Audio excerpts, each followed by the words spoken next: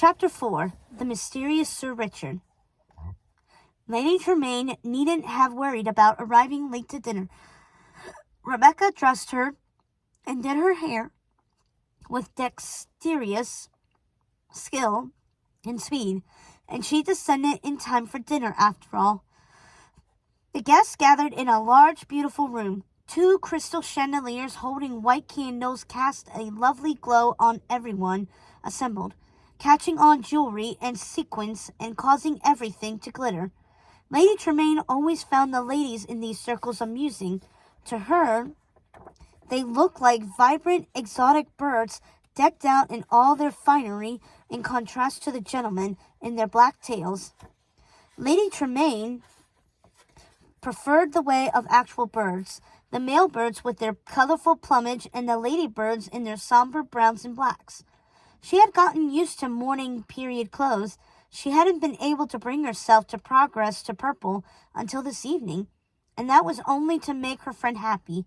So tonight, she too felt like one of the ladybirds, glittering and showy, and she wasn't sure how that made her feel. It suddenly seemed very audacious to be wearing purple, but she quickly reasoned it was the customary transition color between black and more vibrant colors after the mourning period, and Lady Hackle was probably right. It had been 6 years. It was time to move on. Lady Tremaine didn't quite know what to do with herself. Some of the guests were milling around the room chatting with each other, while others were sitting in little groups on the velvet chairs and love seats having lively conversations. She didn't quite feel like herself in the dress her friend had picked out for her. She told herself she wasn't betraying her husband's memory by wearing it. Though the mourning period was long over, she still felt her clothing should reflect her loss and heartbreak. She tried to ignore the tiny twinge that told her she was ready to find love again, even though it shone within her like the sparkling gray crystals that decorated the bodice of her dress and the matching necklace, earrings, and bracelet Lady Hackle had lent her that evening. Then a delightful feeling came over her. She suddenly realized it was precisely because she didn't feel like herself that she indeed felt beautiful that evening. Rebecca had done a remarkable job on her hair, and it did look fetching with the dress Lady Hackle had picked out for her. She fancied the crystals on her dress lent a glint to the hints of silver in her hair. She wasn't a young woman, but she didn't feel she was old enough for her hair to be quite so streaked with silver. This evening, for some reason, she liked the way she looked. It made her feel stately, as if the silver was a badge of wisdom, and perhaps even of her heartbreak. It had only begun to show in the years since her husband had passed away. She felt that she had acquired a lot of new things since her husband died. The most surprisingly, though it shouldn't have been, was that her little girls were now almost young women. They seemed to transform overnight, though it felt like only a few short months ago that they were just little things running around the house, tormenting their nanny, or stealing treats from the cook, and then hiding in the pantry to eat their plunder. And then she remembered the evenings where she would sit with them until they fell asleep, crying themselves into exhaustion because they missed their father so much. Anastasia and Drizella had cried so many tears for their father. There had been no room for her own. Lady Tremaine had to be strong for her girls and do whatever she could to make them happy again. Her heart ached a little for those days. She wondered if it had been a good idea to leave them in London, but she knew if they were going to learn their lesson, it was the right thing to do. Though she hoped keeping them at home hadn't decreased their chances of a match with Lady Hackle's boys. As she looked around the room, she didn't see any faces she didn't recognize. It was the usual set of lords and ladies, and she had to wonder if this mysterious man Mrs. Bramble had been going on about actually existed. Perhaps it was all just downstairs talk, if there was indeed any talk downstairs at all. And then she saw him. He looked completely out of place, not because he wasn't a gentleman or finely dressed, but because he was too good-looking. He had dark hair and striking eyes, and there was something about him that set him apart from the other men in the room. They didn't make men like him in London. He was too perfect, with his finely sculpted features, his strong jaw, and cleft chin. He was like something out of a fairy tale. She wouldn't be surprised if his name were Prince Dashing. That's how perfect he was. She had never seen such a handsome man, possessing such an unmistakable boyish charm. She could see it from across the room as he talked to Lady Hackle, the two of them laughing, her friend completely charmed by him. She could almost swear they were talking about her. She wondered if she was blushing, then scolded herself for acting like a giddy schoolgirl. She quickly sorted out her fluttering feelings, set herself straight, and choked down her nervousness. She had never felt in less control of her feelings before, but she managed to gather herself just in time for Lady Hackle and this mysterious man to make their way across the room to where she was standing. Lady Tremaine, Lady Hackle said, I would like to introduce you to Sir Richard. He is visiting us from the many kingdoms. Lady Tremaine smiled and put out her hand. So this is the much talked about Sir Richard. It is lovely to meet you, she said as the gentleman kissed her hand. I'm honored to meet you, Lady Tremaine. He looked her in the eye with such intensity that her heart started to flutter again. So tell me about these many kingdoms, Sir Richard.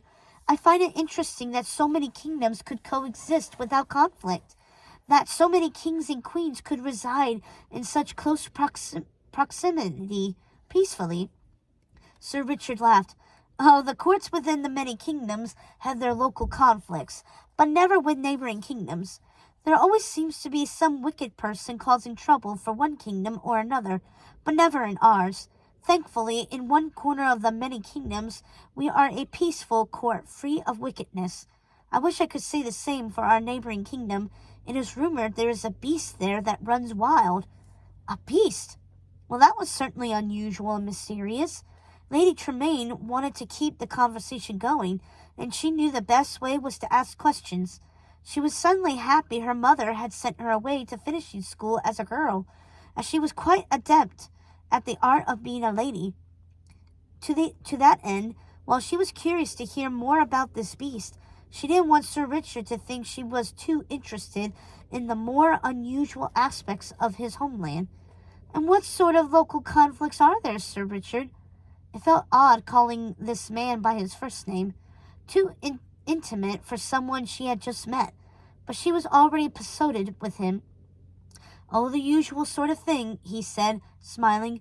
There was the old queen who tried to have her daughter killed because she was jealous of her beauty. You know, the typical problems you might find in any kingdom. He said this so offhandedly that Lady Tremaine laughed. I'd hardly call that usual. It sounds like fairy tales, she said. Well, nothing of the sort has ever happened in my Hamlet's court, said Sir Richard. It's a peaceful place. So far, our kingdom has been left out of the book of fairy tales, and we intend to keep it that way. Lady Tremaine thought that was an odd thing to say. So this book of fairy tales is real, then? I've heard talk of it. She did not want to mention her servant's hysterics, nor the fact that she now wondered if the book he was referring to was in fact the same book Mrs. Bramble had just given her. Sir Richard laughed. Oh, it's real, but greatly exaggerated, I assure you. For example, I have never seen these witches who are said to author this book. I think they're pure fiction. Lady Tremaine smiled. Then I imagine this is the Many Kingdoms version of a history book. Ours, too, are greatly exaggerated, I imagine, she said. Lady Hackle cleared her throat. Now, Lady Tremaine, don't let the gentleman hear you say such things. Sir Richard laughed. Just then the dinner gong sounded, and all the assembled ladies and gentlemen began to pair off and line up to go to the dining room. Sir Richard, would you mind escorting Lady Tremaine into the dining room, as you are both without partners this evening? asked Lady Hackle with a wide smile. It would be my greatest pleasure, he said, taking Lady Tremaine's arm. To Lady Tremaine's surprise, she and Richard were among the first to go in after Lord and Lady Hackle, which was slightly confusing. But she surmised that his title might have held more prestige in his own lands than it did in hers. Lady Hackle had arranged a magnificent feast. Lady Tremaine always thought she was an exceptional hostess, but tonight she could hardly eat a thing. She was enraptured by Sir Richard, who was becoming more interesting to her by the moment. She hardly thought of her girls that evening at dinner, not until Sir Richard asked about them. "Lady Prudence tells me you have two lovely daughters," he said. "Yes, Anastasia and Drizella. They have been my world since Lord Tremaine passed away." She didn't see the point in mentioning it was probably the reason they had become snotty little twits, spoiled past redemption, and that she'd had to leave them home. "I also have a daughter," he said. "Aren't they our greatest treasures?" He was looking at her intently. Lady Tremaine kept her face passive, not wanting to scare the man off with tales about her wicked girls. She wondered if it was too late for her daughters, hoping she hadn't ruined any chances of them becoming the young ladies she and Lord Tremaine hoped they would become. To hear Sir Richard talk about his angelic daughter, one would think she was a treasure, fashioned by the gods out of all that was good and glittering and bestowed to him from the heavens. He must have raised her well. Lady Tremaine was envious, really, thinking of how awful both her daughters had been to her before she left for this trip, and she probably only knew the half of their usual misdeeds. She decided she'd better sit down and chat with Nanny Pinch when she returned to see how deeply this behavior had taken hold of them. She felt more than ever that she had done everything wrong after her husband died. As she sat next to this enchanting gentleman, she realized she had lost something of herself over the past 6 years. She had lost her edge, her wit, and her stoicism. She had become soft, and she resolved to find herself again.